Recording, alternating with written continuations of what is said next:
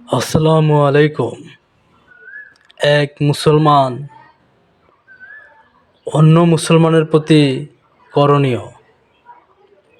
এক মুসলমান অন্য মুসলমানের ভাই, দিনী ভাই, তার জন্য অনেক অনেক করণীয় রয়েছে।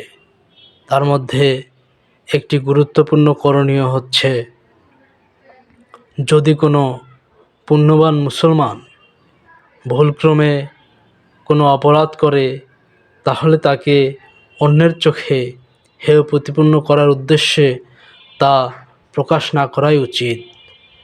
অর্থাৎ কোনো মুসলমান যদি ভুল করে, তাহলে তার দোষ ত্রুটি প্রকাশ না করাই আমাদের উচিত। এই ক্ষেত্রে বরং তা গোপন রাখাই উচিত।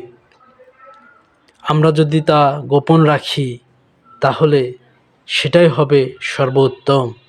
আর যে ব্যক্তি প্রকাশ্যভাবে আল্লাহর আইন লঙ্ঘন করে নাফরমানি করে, সেক্ষেত্রে তার দোষ গোপনের পরিবর্তে তা প্রকাশ করে দেওয়ার নির্দেশেই রাসূলুল্লাহ সাল্লাল্লাহু আলাইহি সাল্লামের উম্মতকে প্রদান করেছেন।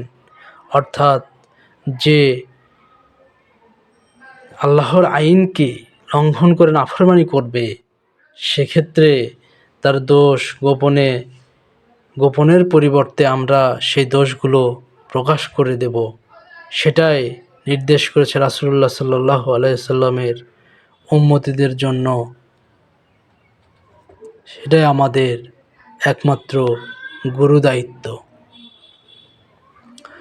সবাইকে ধন্যবাদ। আমরা এক মুসলমান অন্য মুসলমানের প্রতি অনেক প্রকার করণীয় রয়েছে, তার মধ্যে এটি একটি গুরুত্বপূর্ণ করণীয় যে আমরা এক মুসলমান আরেক মুসলমানের দোষ ত্রুটি গোপন রাখব। ধন্যবাদ।